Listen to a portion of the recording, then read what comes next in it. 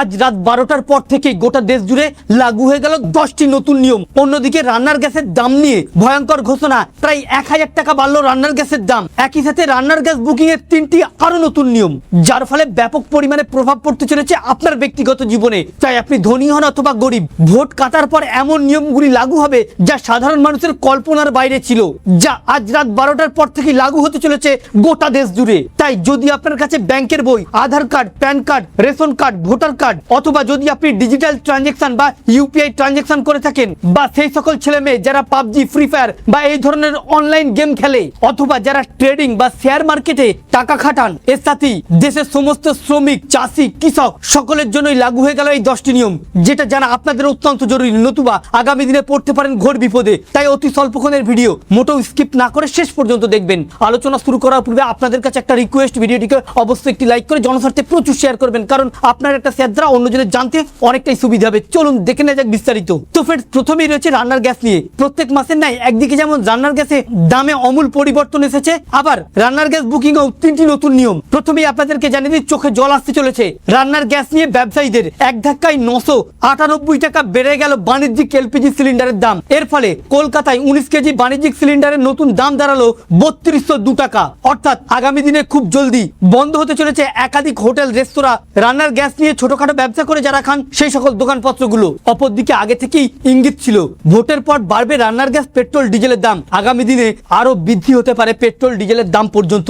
এর সাথে বুকিং নিয়মেও আসছে অমূল পরিবর্তন। এবার থেকে সিলিন্ডার বুকিং এর মাঝে 25 দিনের লক ইন পিরিয়ড চালুর পাশাপাশি ওটিপি ভিত্তিক ডেলিভারি ব্যবস্থাকে স্থায়ী রূপ দেওয়া হতে পারে। অর্থাৎ এবার থেকে 25 দিন পর রান্নার গ্যাস বুকিং করতে পারবেন। শুধু তাই নয়, বুকিং করতে গেলে ওটিপি ভিত্তিক ডেলিভারি, অর্থাৎ কালোবাজারি রুখতে এবার ওটিপি ছাড়া রান্নার গ্যাসের ডেলিভারি আর পাবেন না বুকিং করা সত্ত্বেও। এছাড়া জ্বালানি, এটিএফ, সিএনজি, পিএনজির দামের পরিবর্তনের সম্ভাবনা রয়েছে, যার ফলে এবার থেকে বিমানের টিকিট আরো চড়া দাম হতে পারে। অন্যদিকে আবার ডিজিটাল লেনদেন, অর্থাৎ ফোনপে, গুগল পে বা যারা সংখ্যা আদান প্রদান করে থাকেন ফোনপের মাধ্যমে বা ডিজিটাল পেমেন্টের মাধ্যমে, এবারে বলা হচ্ছে 1 মে থেকে পেমেন্ট বা ইউপিআই লেনদেনে যুক্ত হচ্ছে 2 ফ্যাক্টর অথেন্টিকেশন। এর ফলে নতুন স্তরে টাকা পাঠানোর সময় গ্রাহকরা বারবার ওটিপি বা ভেরিফিকেশন দিতে হতে পারে। পাশাপাশি কালো টাকা রুখতে আরো করা হচ্ছে প্রশাসন। এখন থেকে এবার বছরে 10 লক্ষ টাকার বেশি নগদ জমা বা উত্তোলন করলে প্যান কার্ড বাধ্যতামূলক করা হয়েছে। ক্রেডিট কার্ডের ক্ষেত্রেও রিজার্ভ ব্যাংকের লেট পেমেন্ট চার্জ এবং বার্ষিক ফিতে বদল এনেছে, যেখানে বিপিএসএল এবং এসবিআই কার্ডের বার্ষিক ফি মুকুবের সীমা 50,000 টাকা বাইরে 1 লক্ষ টাকা করা হয়েছে। দেশের সমস্ত শ্রমজীবী মানুষদের জন্য রয়েছে 1 মে থেকে একটি খুশির খবর।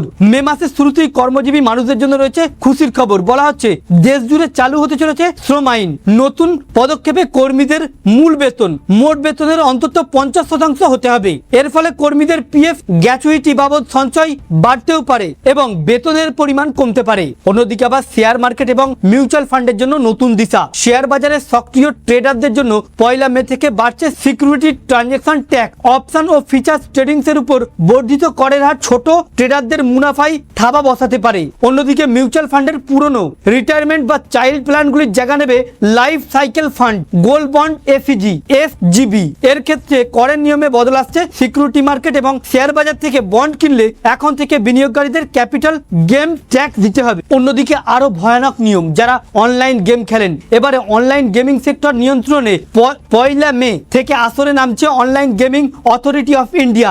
গেমগুলিকে মনি গেমস, সোশ্যাল গেমস এবং স্পোর্টস গেম 3 ভাগে ভাগ করা হবে। এছাড়া গেমিং সার্টিফিকেটের মেয়াদ 5 বছর থেকে বাইরে 10 বছর করা হয়েছে। মে মাসে দেশের ব্যাংকগুলিতে মোট 12 দিন বন্ধ থাকবে। এর সাথে প্যান কার্ড, যাদের কাছে প্যান কার্ড রয়েছে এখনো পর্যন্ত যারা প্যান কার্ডের সঙ্গে আধার কার্ডের লিঙ্ক করেনি, তাদের প্যান কার্ড দিয়ে এবার থেকে সরাসরি নিষ্ক্রিয় হতে চলেছে। অন্যদিকে রয়েছে আধার কার্ড। আধার কার্ড নিয়ে আরো একটি নতুন ঘোষণা কেন্দ্র সরকারের, অর্থাৎ ইউআইডিআই এর তরফ থেকে। যারা এখনো পর্যন্ত আধার কার্ডের সঙ্গে অ্যাড্রেস ভেরিফিকেশন করেনি, এবারে তাদের আধার কার্ডগুলো নিষ্ক্রিয় হতে পারে। তো ফ্রেন্ডস, এই ছিল মূলত নতুন নিয়ম, যা আজ রাত থেকেই লাগু হয়ে গেল গোটা দেশ জুড়ে। আমাদের উদ্দেশ্য ছিল এই নিয়মগুলি আপনাদের সামনে উপস্থাপন করা, যাতে আপনাদের জানতে সুবিধা হয়ে থাকে। ভালো লেগে থাকলে ভিডিওটিকে অবশ্যই একটি লাইক করে জনস্বার্থে প্রচুর শেয়ার করবেন, কারণ আপনাদের একটা শেয়ার দ্বারা অন্যজনের জানতে অনেকটাই সুবিধা হবে। Thank you friends, thank you for watching.